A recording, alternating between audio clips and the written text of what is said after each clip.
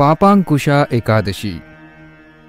युधिष्ठिर ने पूछा, मधुसूदन, अब आप कृपा करके यह बताइए कि आश्विन के शुक्ल पक्ष में किस नाम की एकादशी होती है और उसका महात्म्य क्या है।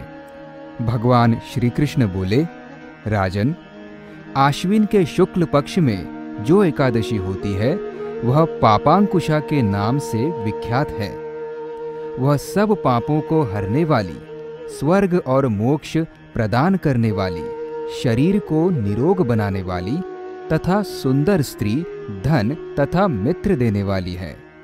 यदि अन्य कार्य के प्रसंग से भी मनुष्य इस एकमात्र एकादशी को उपवास कर ले तो उसे कभी यम यातना नहीं प्राप्त होती।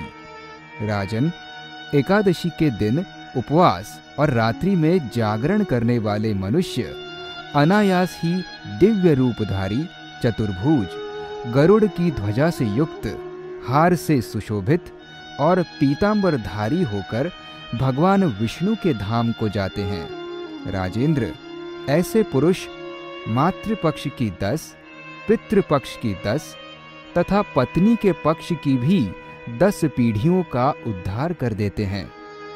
उस दिन संपूर्ण मनोरथ की प्राप्ति के लिए मुझ वासुदेव का पूजन करना चाहिए।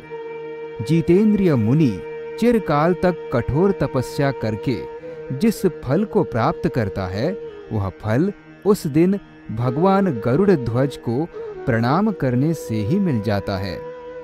जो पुरुष सुवर्ण, तिल, भूमि, गौ, अन्न, जल, जूते और छाते का दान करता है वह कभी यमराज को नहीं देखता।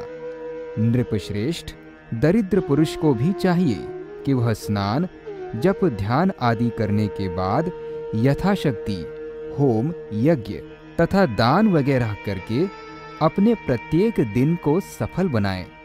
जो होम, स्नान, जप, ध्यान और यज्ञ आदि पुण्य कर्म करने वाले हैं उन्हें भयंकर यम यातना नहीं देखनी पड़ती।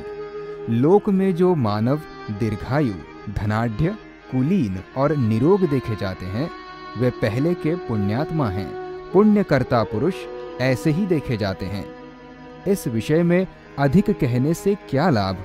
मनुष्य पाप से दुर्गति में पड़ते हैं और धर्म से स्वर्ग में जाते हैं। राजन, तुमने मुझसे जो कुछ पूछा था उसके अनुसार पापांकुशा एकादशी का महात्म्य मैंने वर्णन किया।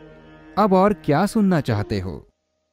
संत श्री आशाराम जी आश्रम प्रकाशित सत्साहित्य एकादशी व्रत कथाएं से साभार। अधिक मास सहित वर्ष की सभी 26 एकादशियों के रसप्रद महात्म्य का लाभ लेने हेतु पढ़ें संत श्री आशाराम जी आश्रम से प्रकाशित पुस्तक एकादशी व्रत कथाएं।